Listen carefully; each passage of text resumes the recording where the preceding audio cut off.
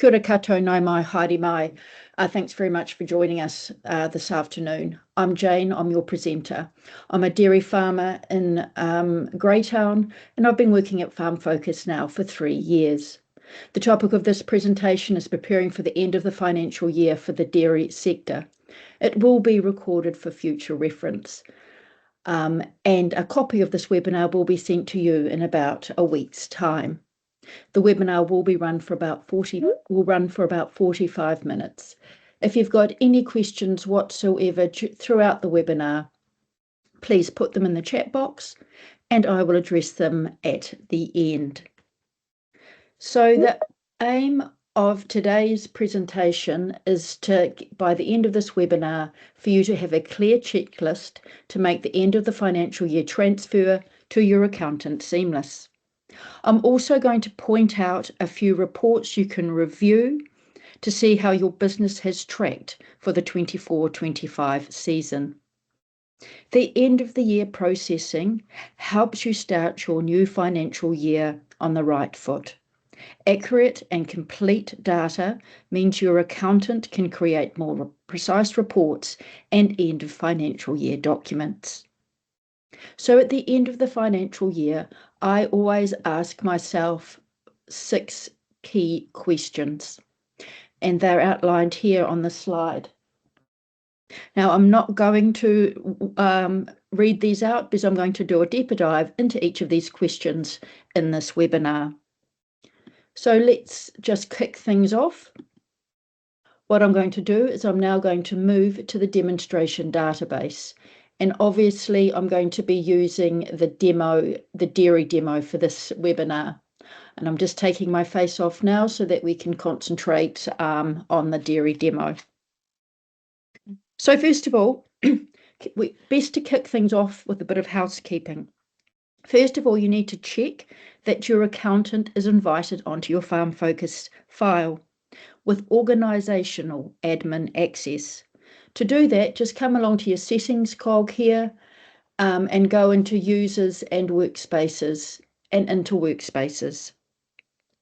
Now you should see your accountant's name listed down here if you are part of their workspace.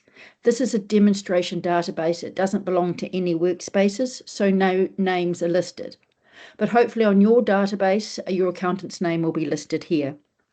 Because at Farm Focus, we believe all accountancy firms should have a Farm Focus workspace to get the most out of the product. With a workspace, you can be assured that the right accountancy team members have the right access at the right time and at the right level to your Farm Focus file. Having a workspace also improves security and privacy for you, as all activity by workspace members is auditable. And it also unleashes additional benefits for accountants, such as their ability to customise the Farm Focus reports, certify their staff with using Farm Focus, and locking down databases.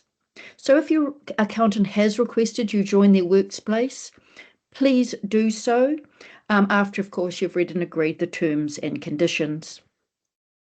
If your accountancy firm doesn't have a workspace, check that they are listed here down as a user, and once again their name should be down here. If they're not, simply add a new user by clicking on this add plus add user, filling out their email and ensuring they have organisational admin. Here we are now, so make sure that your accountant has access to Farm Focus. Now, if by chance your accountant is in a workspace and a user, it's just good housekeeping not to have them in both. So delete them from as a user because they're accessing your works database through their workspaces if they've got a workspace connected. So let's crack on into the main body of this webinar. For the majority of dairy farmers, our balance date or our end of financial year is the 31st of May. For this webinar, for demonstration purposes, I'm going to pretend that my end of financial year is the 31st of March. And as I prepare for the end of the financial year, I ask myself 6 questions, as I've said before. The first question I ask myself is my needs action screen up to date? Is it free of any invoices and bank transactions from the previous or the 24-25 financial year? To do that, I pop into my needs action screen, and the first thing I do is run my eye down my bank transactions, because I want to check that they have been matched and coded. And if they haven't been matched or coded, I do that before I, as part of my end of year processes. I then come over to my invoice side.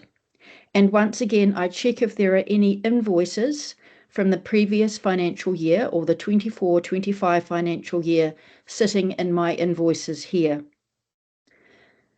Now, if an invoice hasn't been paid, or you haven't paid it yet and it is a legitimate invoice, it should still remain in your invoices, because your accountant will want that information in there, because it will be included in their closing account receivable and payments report. But what we need to watch out for is these rogue invoices. And these are invoices that remain on the needs action screen because both the invoice and the bank transaction were coded separately and they were never matched. So the invoice still sits in your needs action screen in limbo, and sometimes they are very old. Now, it is important to deal with these rogue invoices, as they will be double counted at the end of your financial year. They've already been paid, so they're counted once, but because they still appear on your needs action screen, they will flow through to your closing accounts receivable and payable report, counted twice. So any invoice from last financial year, rogue or otherwise, left on your needs action screen from your 24-25 financial year needs to be reviewed. For example, this invoice here, the electric company. The first thing I need to do is check to see whether the money has been paid or received. To do that, I go to the my completed pay screen.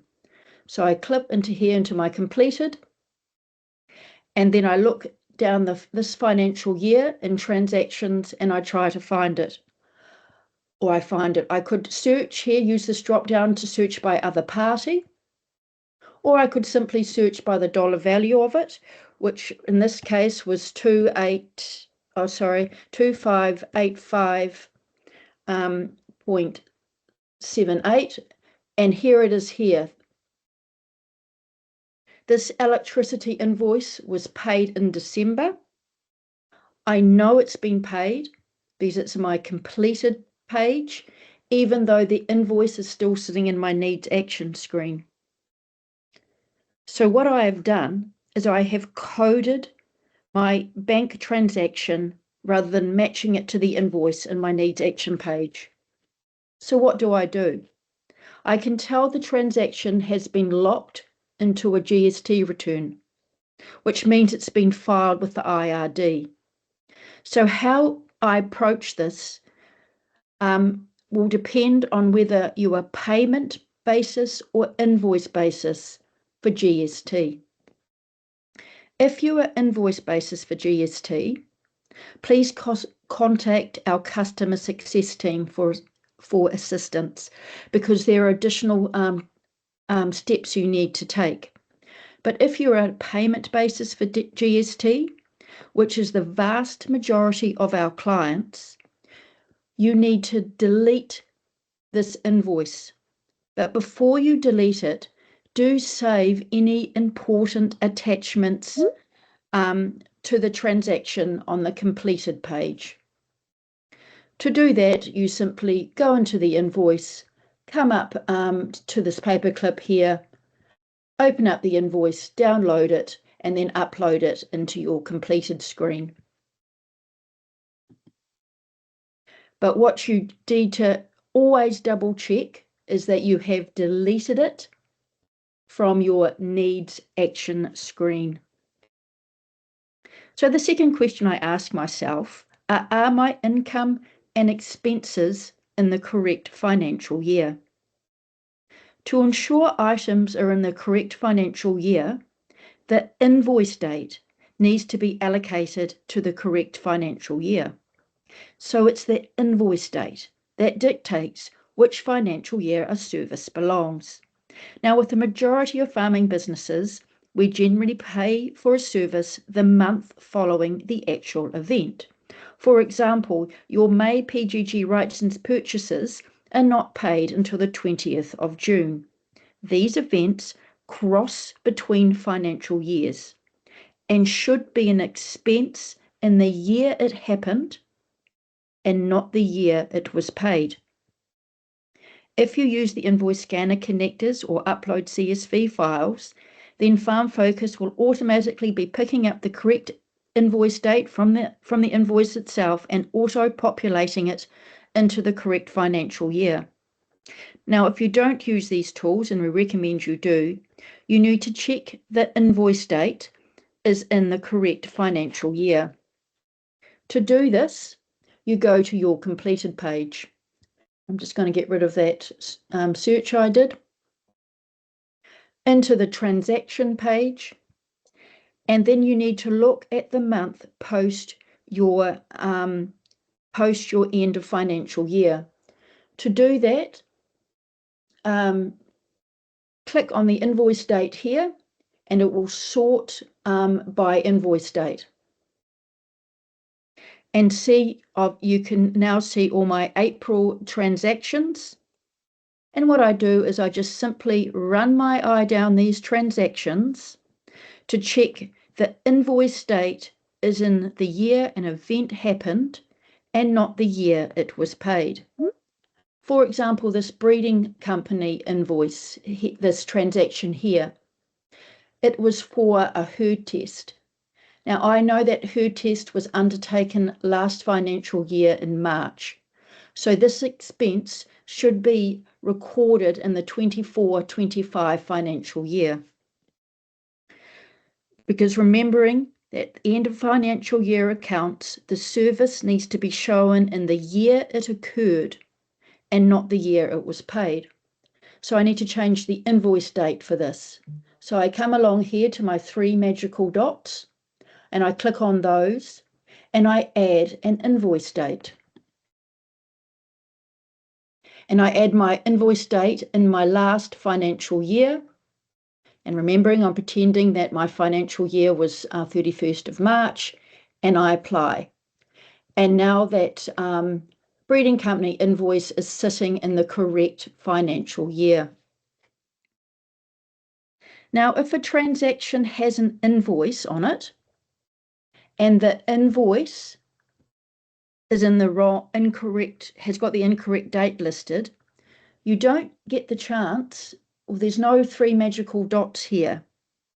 So you don't get the option to add an invoice date.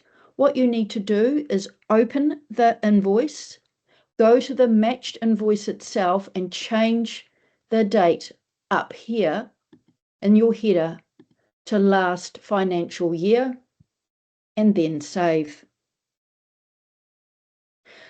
So some common issues that we see with making sure everything is in the correct financial year is livestock sales and purchases. Livestock sales and purchases have an event date on the invoice, and it's this event date that determines which financial year the sale and purchase of that livestock belongs. So please check all your livestock sales and purchases invoices around balance date to check the event date to make sure that is in the correct financial year. Also, your farmlands connector, if you're using your farmlands connector, the invoice will come through with the incorrect date. It will always say the 1st of June. So you need to go into the invoice and change that to the 31st of May.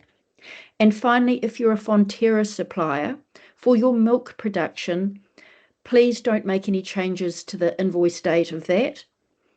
Some of you will have selected or be using your milk statement date, which will be the 7th of June, and some of you will have been using your production period end date, which is the 31st of May.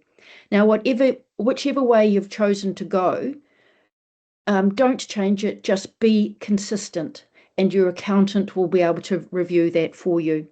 Your farm source invoice, though, has already got the correct date of the 31st of May. So that's my first two questions. The third question I ask myself is your bank account balanced? So to do that, you need to go into your balancing page.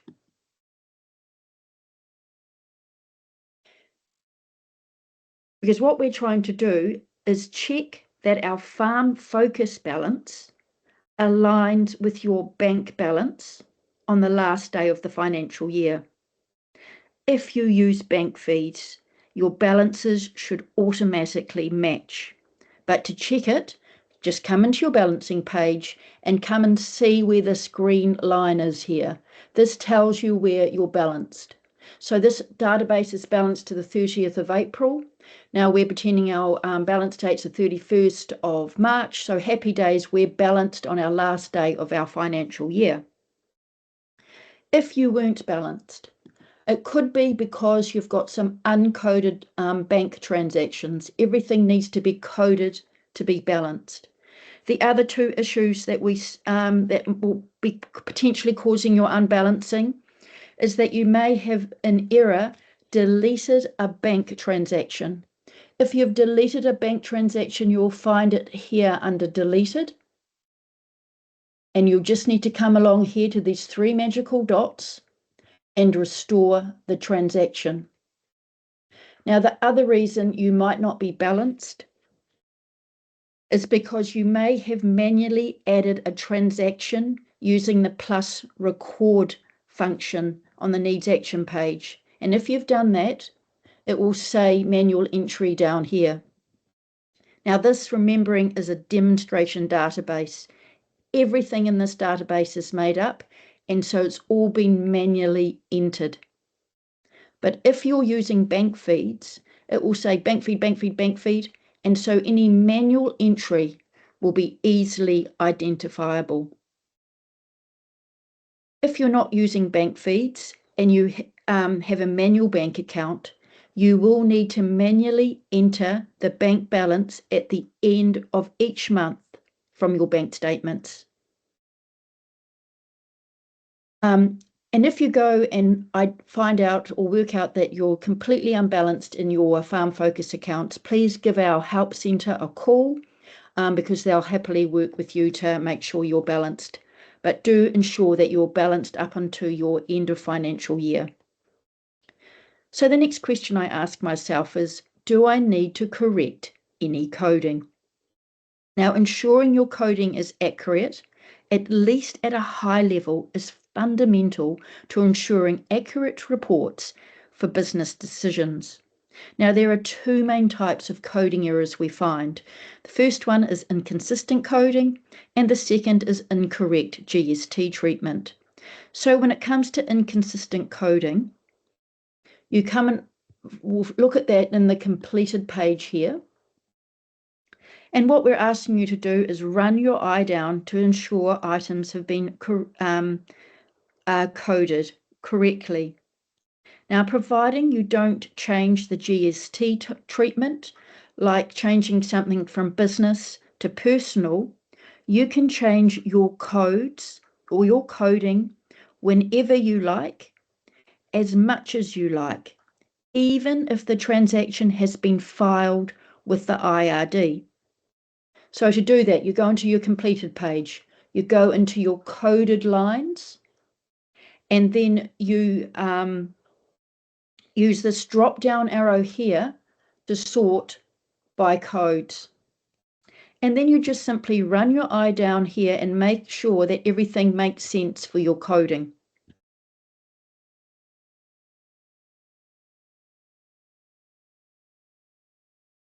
So for example, this weed sprayers transaction here, this has been coded under contract spraying. This is actually a pasture renewal expense. So I want to change that to pasture renewal. I simply come in and start typing pasture renewal or pasture. The most likely matches appear. It's pasture renewal spraying. I select that. And now that transaction has moved down to pasture renewal spraying costs. So you can change your codes from your completed page individually, but you can also recode multiple lines at once in the completed page. So for example, this person has by mistake coded all their accountancy or accountant's invoices as admin consultancy rather than admin accounting. So you can bulk recode these. To do that, you can use this click box here. You can just click and identify all the lines you want to bulk recode. Or if you like, you can use the shift key. So to do that, you just select the first item you want to change. Now I'm holding down the shift key on my keyboard. You can't see that. And then I come down to the last one in the group and I select that. And then all of these 12 lines have been selected. I note that this one line is actually a true admin consultancy line, so I can deselect that by just ticking the box or unselect that. Then I come up here and it tells me how many lines are selected. And this is where I come in, this code here, where I can bulk recode. I want these admin consultancy to become admin accounting. So I start typing accountancy and the most likely match soon appears. I select that and I apply. And now you'll see only one line has been coded as admin consultancy. And these other lines here now are admin accounting fees. So you can make these changes at an individual level or at a bulk level. Now, the next type of inconsistency in coding I look for is inconsistent GST treatment. So if you have any GST discrepancies, i.e. an item is locked into a GST return and has been filed with the IRD, and you want to change the GST treatment from business to personal or vice versa, you can fix that by making a late GST claim. To do that, you go straight into reports here and back to your historical GST return, and you can make the late claim directly from that. Now, I'm not going to show you how to do that this afternoon. We've got a great Help Centre resource on that. Search under GST late claim. And it's a simple process, but I would advise you to consult your accountant before you do it, because they might want to do it themselves at the end of the financial year as part of their general work. I guess what I'm trying to say is my key message is that you can change your coding even if you have filed your GST return with the IRD, as long as you are not impacting on the GST treatment. Having the correct codes ensures rich data and more meaningful, consistent reports. If you do need to change your GST treatment, you can do so by making that late claim, but again, I would advise you with caution to do that and to consult your accountant.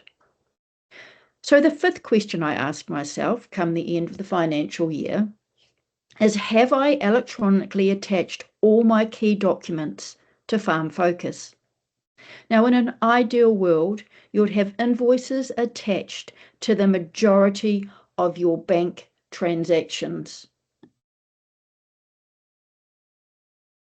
Gone are the days of boxes of invoices and other key material being dropped off at your accountant, as all your invoices should be now saved in Farm Focus, and there should be no issue with and that you no longer need to store 7 years of data or of invoices in your garage.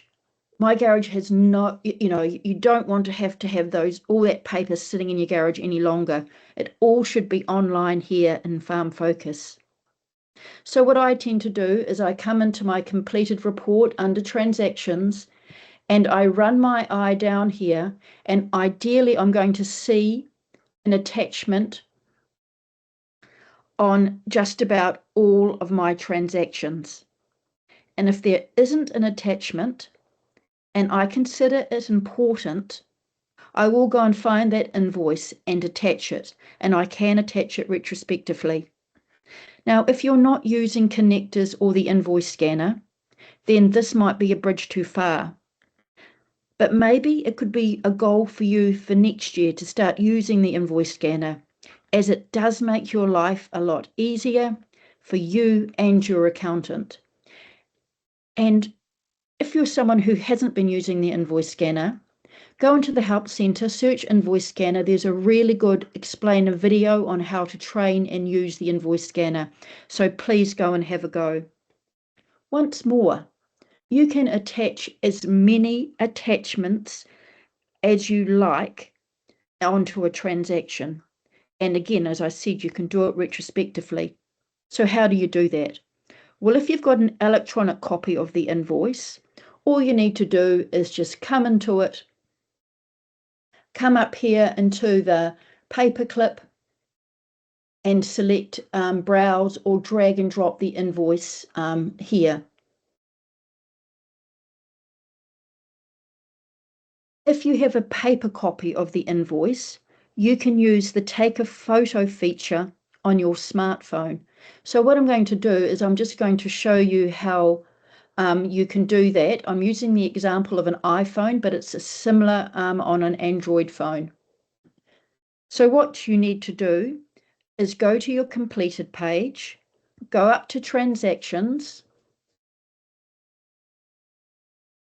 then come up to the paperclip and select that, and then select browse, and then you get these additional options on your smartphone. You don't get this on your laptop, but if you're using your smartphone, you get these additional options. I should have also said right at the beginning of this process, you need to first log in to your Farm Focus data base before you begin this process. So you log in on your phone into Farm Focus, go onto the completed page, go onto transactions, go onto the paperclip, then click browse, and you'll get these additional options to take a photo. Then simply take a photo of that paper-based invoice and it will automatically upload it to the completed page.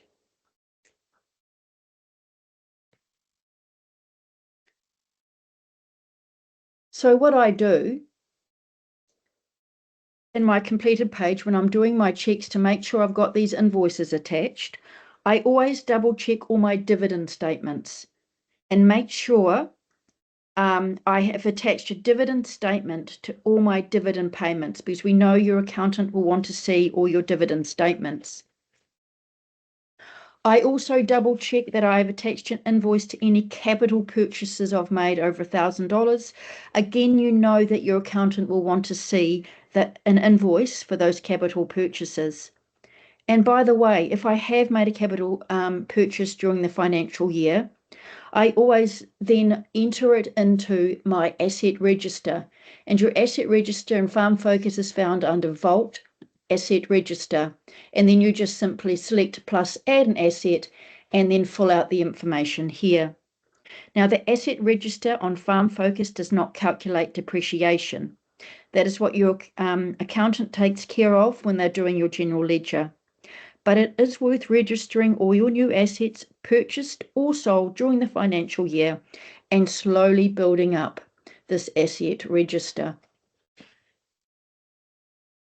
So the other thing I do to ensure I've got an electronic copy of all the key documents my accountant has asked is I utilize the document storage. Now, document storage, again, is found under the Vault document storage.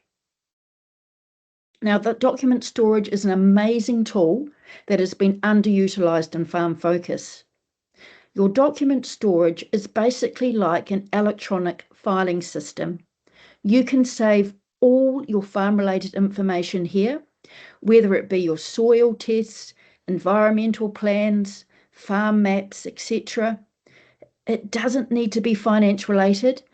You can I add everything about my farm into my document storage. I personally even add some personal stuff because I know that I've got a copy of it for later. So what you need to do is, first of all, create a folder for your end of financial year documents. So once you're in your document storage, come into this plus add new, select folder, and then name your folder. So I'm calling it end of financial year docs 2024-25, and then I create this folder and see the folder has been created and is stored here. I then click into this folder and I attach your bank statements that specify your balance on the last day of the financial year, because you know your accountant will need that. Also attach any shares held or any loan statements or any rebates.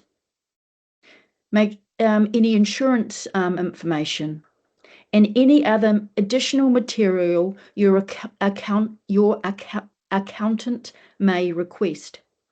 Save it all into the document storage here, so it's readily available for your accountant, and they don't have to go chasing you for any information, and you don't have to drop off any information to your accountant.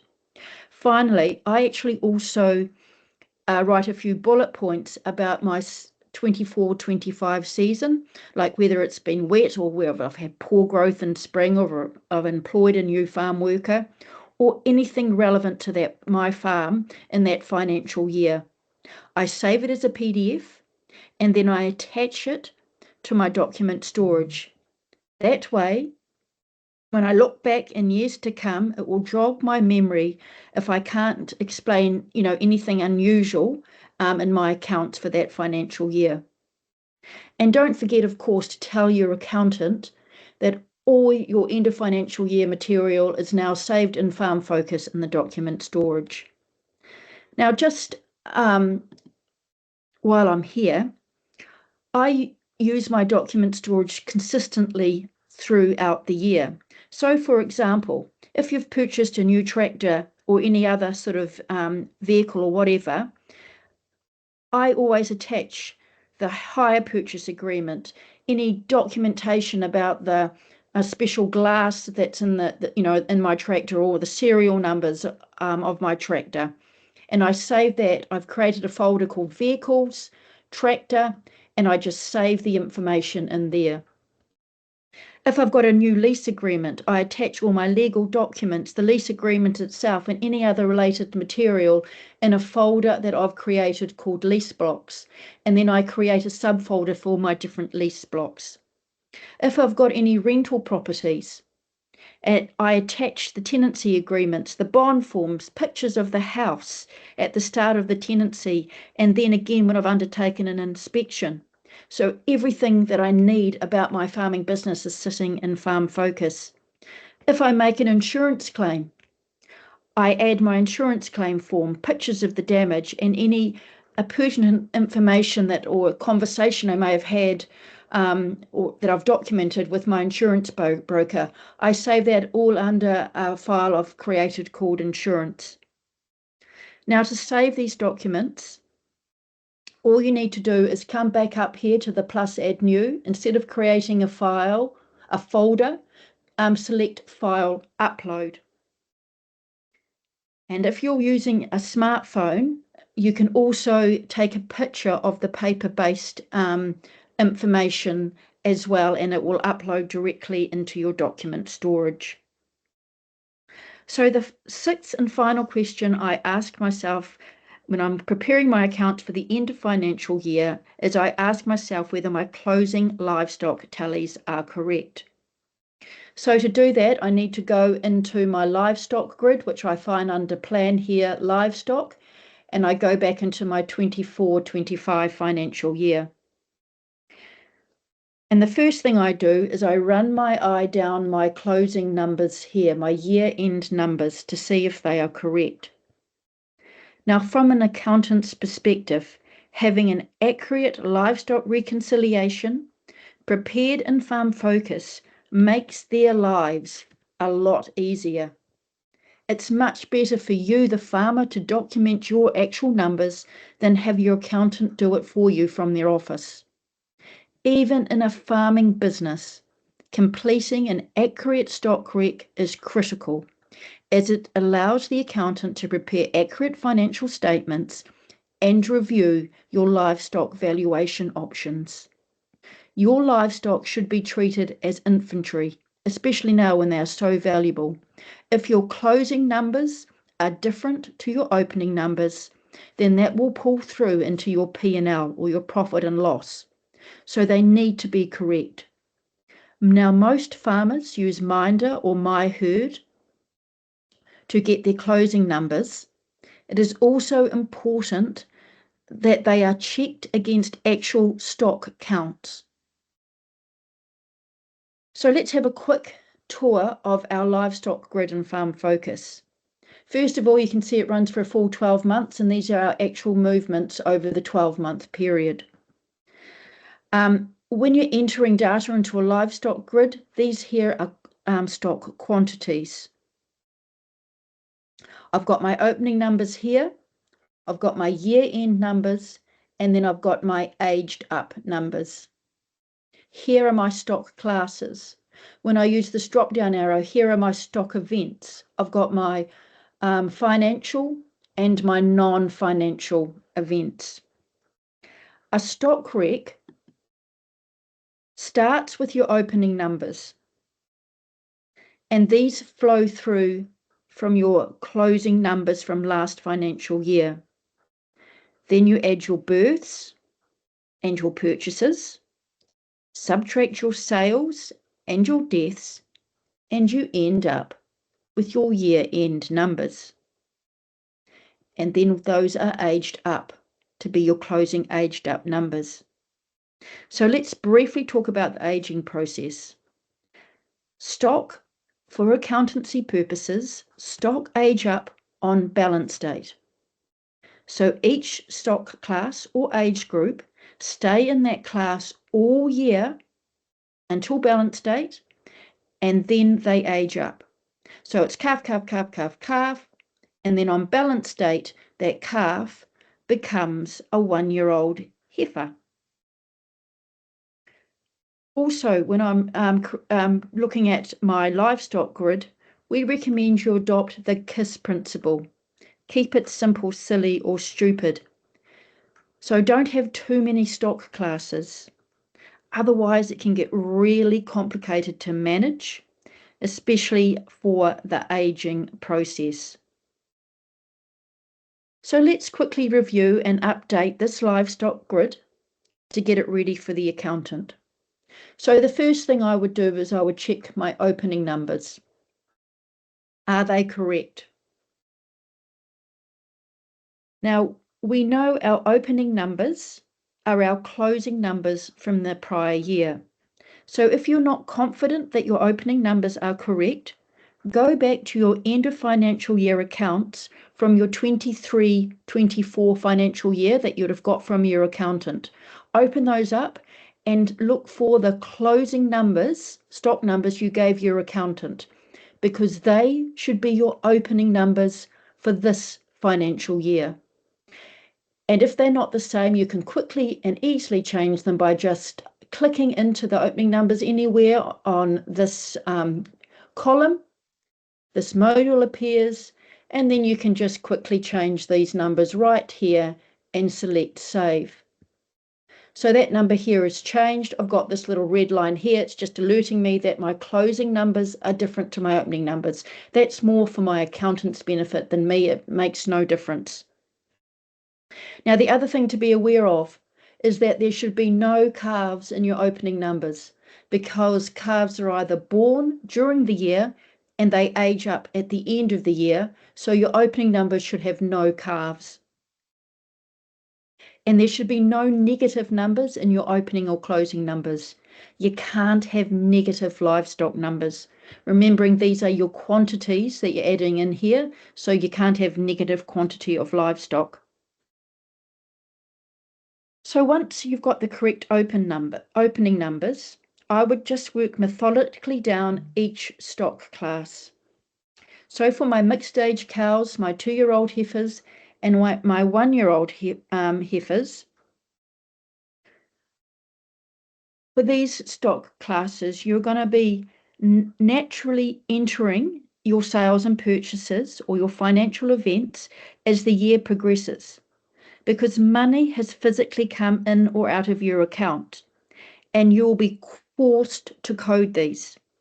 And when you enter a quantity, that quantity automatically feeds through into your livestock grid, keeping it up to date. So all you're left to do is include your non-financial events. And so for these 3 stock classes, it's basically just adding in your deaths. Now you can get your deaths from your My Herd or Minder, or hopefully you've recorded it as the year has progressed. But don't forget, you can also use deaths as a way of balancing your grid to ensure that your closing numbers are correct. So for example, my 2-year-old heifers, when I did my physical count, come the 31st of May, I actually only had 93 2-year-old heifers. So what you can do is manipulate your deaths to make sure that you get the correct year-end numbers, providing, of course, it's in reason. So all I'm going to come to do in here is use my drop-down arrow here. I come along to deaths. Actually, now I remember a heifer died in November, so I come to November under deaths. I click on that. I select plus add, and I fill out these cells here. I don't actually care what date the event is. I just need to record this death. I know the event's death. It's my 2-year-old heifers. I need to enter the quantity in here. It's 1. I add a description, and if I want to add any assumptions, I can add that here, and then I press save.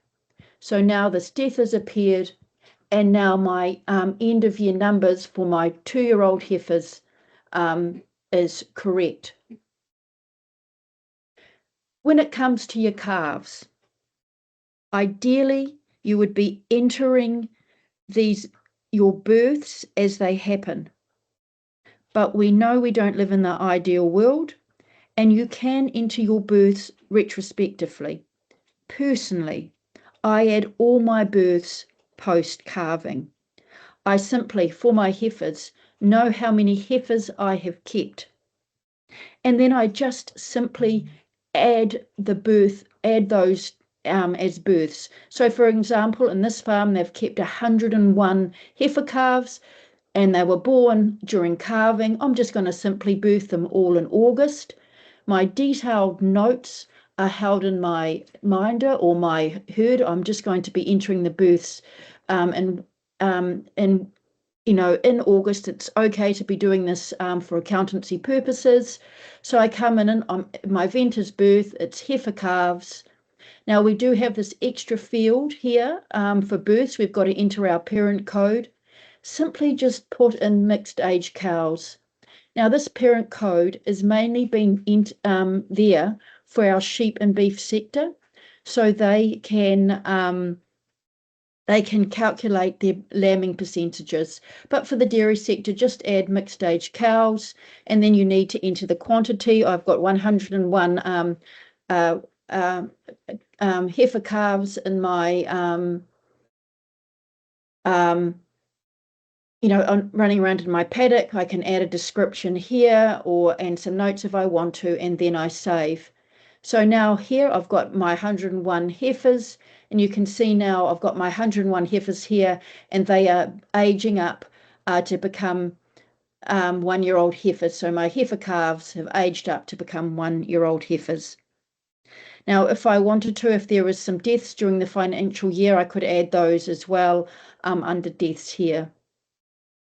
When it comes to my bobby calves, I know that my sale numbers, because I have had the associated kill sheet and I've entered the quantities from those kill sheets as I've coded them when the money's come into my bank account. So that money has automatically flowed through to a sale in my livestock grid. Now all I need to do is add the births, and I need to birth at least the amount that I have sold. So I've sold in total 285 bobby calves. I need to enter the births of these because I can't have a negative number in my livestock grid. So I just come along into births and births. Now I could add some deaths if I liked, but to keep it simple, I'm just simply going to add 285 births. I'm entering my parent code as the mixed age cows, and 285 births. I could enter a description if I wanted to, and my notes or my assumptions. And now I've entered these births, I've no longer got some negative numbers in my year-end results. So happy days. The other thing I like to do when I'm reviewing my livestock grid is checking that I'm aging up my stock correctly. So to check the aging process, just in your stock grid, highlight one of the lines, say in my 1-year-old heifers, and this blue line here tells me my aging process. So my 1-year-old heifers are aging up at the end of the financial year to become my 2-year-old heifers. My 2-year-old heifers are aging up to become mixed age cows. So that is how you can check that you've aged things appropriately. Now, if they are incorrect, you can make changes to your aging process by going into settings, codes, farm codes, and then go into one of your stock codes. I'll show you, go into codes, farm codes, come into one of your stock codes here. Say my 2-year-old heifers, come to these 3 magical dots, click on there, edit. You scroll down here, and this is where you're aging up to. So these 2-year-old heifers are aging up to mixed age cows. If I wanted to change that, and I'm not going to because clearly it's correct, I could do that here. So going back to my livestock grid. Oh, sorry, folks. My livestock grid, here I am back again. So the other thing to note too is see the order I've got these in. So I've got my calves in the middle and my female stock aging up and my male stock aging down. So that just makes everything really neat and easy to understand and interpret. And if you want to change the order of your stock codes, again, you do that under settings, codes, farm codes. So for dairy farmers, what's really important is your year-end numbers are correct, because these are the numbers that are used for your valuations. All your detailed reporting on, on which cow had which calf is recorded in your minder or my herd. So just some tips and tricks. Remember when you're coding during the year, your livestock transactions, you're acting as a translator. The age of stock for accounting purposes is different to the age stock may be considered on the farm. Remembering for accountancy purposes, your stock age up on your balance date. So if your balance date is the 31st of March, your stock age up on the 31st of March. But if your neighbour's balance date is the 31st of May, their stock age up on the 31st of May. The age that stock are listed on your kill sheets from your meat processor may not align with the age that you should be entering them into your stock grid. Remember, the rule of thumb is to code events. The rule of thumb is to think, what age was that animal at the beginning of the financial year, and code accordingly. So that's all I wanted to cover for preparing for the end of the financial year. And once you've gone through all these steps and you're happy with everything, I would then look at some key reports. I just want to make you aware of some of the key reports that I would personally look at to see how my business has tracked in the 24-25 financial year. The first of those reports I would look at is my variance report. Now, I would compare my actuals from my 24-25 financial year to my actuals from my previous financial year, which is my 23-24 year, and then I would apply. So here now we've got column A, which has our actuals from our last year just finished, 24-25. Then we've got our actuals from our 23-24 year. We've got our variance in actual dollar values and our variance as a percent. Now you can see we've got our dollar values as well as our quantity here. Now this quantity column can be interesting if you're interested in the quantity figures. Say you're seeing quite quickly here that this is the kilograms of milk solids that were produced in 24-25 season versus the 23-24 season. So it can be interesting to view that, but when I'm reviewing this report, I usually find that a bit distracting, so I take the quantity away. To do that, you go into the eye icon here, the view icon, and you just deselect that there, so you're no longer viewing your quantity columns. And so now I've actually just got my dollar values. And when I'm reviewing this report, I usually snap it up to the section level first and review it. So here we go. This is telling me my income for the 24-25 year was this. This is what it was in my 23-24 year. In fact, I made 205,427 more dollars in the 24-25 year compared to the 23-24 year, which equates to 18% more. I then can look at the high level of my farm expenditure. This is what my farm expenses were in my 24-25 season, my 23-24. Actually, it was 35K different, or 5% less. So that's quite interesting. My farm expenses were less in the 24-25 season compared to my 23-24 season. Once I've had a look at this report at this level, I would then draw it down to my category level, and I'd run my eye down here looking at the variances, and I'd be focusing on the bigger variances here. So that's the variance report, and that gives you a good indication of how you've gone this year compared to last year. The other report that I always run at this time of year is my trends report. Now your trends report looks at 5 consecutive years. You want to use the start year as this current financial year that's just finished, so it's the 24-25 year, and then you press apply, and you're getting 5 years worth of data. So this is really good to see how this year that's just finished aligned to my last 4 years, to see what sort of trends there are. Once again, when I review this report, I tend to snap it up at a section level, review it at this level first, and then look at it more detail at a category level and at an extended code level. Don't forget too, I can use my drop down arrows here to look at various particular categories at that more in-depth level as well. The third report that I always like to look at this time of year is my economic farm surplus report. Now this is another great report and shows some really interesting metrics. You can view your farm expenses on a per kilogram of milk solid basis, or as a percent of your gross farm revenue, or on a per hectare basis.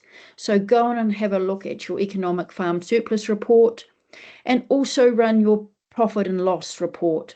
Now the profit and loss report in Farm Focus is not a full P&L because it's not directly tied to a balance sheet, and it excludes depreciation unless manually entered.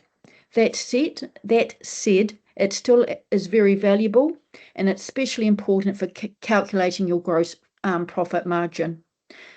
I'm purposely not going into detail into these reports because I do have an additional webinar in August that will go into detail looking at these reports. So that's all about it that I want to cover. What I'm going to do though is I'm going to just go back to and reflect on our aims for the financial year. So as I said, when I prepare for the end of the financial year, we said that we are going to give you a checklist that will make that end of financial year transfer to your accountant seamless. And we ask you to think about 6 questions to ask yourself. The first question is your needs action screen up to date? Is your needs action screen free of any invoices and bank transactions from the 24-25 year? Go in and make sure that you've coded all your transactions and there is no invoices sitting in that needs action screen. The next question we ask ourselves are my income and expenses in the correct financial year? Remember how I updated the invoice date, because it's the invoice date that dictates what financial year an expense belongs. The next thing I ask myself is, do my bank account and farm focus balances match?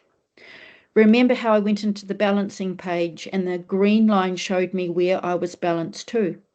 If I've got bank feeds set up, I should always be balanced. I next ask myself, do I need to fix any coding? Remember how I went into the completed page and I sorted by code and I checked my coding was correct, and then I could make those corrections individually or I could make bulk changes.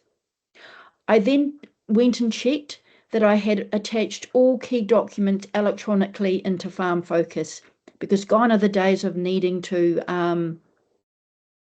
drop off things to your accountant. It should all be saved in Farm Focus, and don't forget to use that document storage facility. And finally, I asked myself, were my closing livestock numbers accurate and correct? Remember, I viewed and updated those. But most importantly, I made sure my closing numbers were correct. So once I've done all these steps, what I would then do is just simply email my accountant and tell them that my accounts are ready for them to undertake their magic. So I'm aware that I have run over time, so I'm just going to quickly finish off. How can we at Farm Focus further help you? Well, don't forget, if you've got any issues or any trouble come preparing for the end of the financial year, give our customer support team a call. They are there to help you. And they, will help you at no cost. You can use the help centre as well, use the chat bubble or give them a call. We've also, education and training is really important to us at Farm Focus. So we are running regional face-to-face seminars at the moment, which are highly rated by our farmers. As you're aware, we do these monthly webinars covering key topics. And we've got our enhanced help centre now, which includes short explainer videos. And finally, we offer training services, and these are additional service for those who would benefit from an extra one-to-one helping hand, deeper dive into their own databases. So whether you need a really detailed help with updating your livestock grid or undertaking a health check, you can utilize this training service. It's probably more efficient for someone in Farm Focus to help you clean up your database than getting someone else to do it. Now, there is a charge associated with this, but you can book these in on our website. So finally here, this is where we're undertaking training. We've already been busy for most of May doing training. So these are our face-to-face training that we've got. So if you're in any of these areas and you fancy a whole day on Farm Focus, please register for that training. Thanks so much for your time and for joining us this afternoon.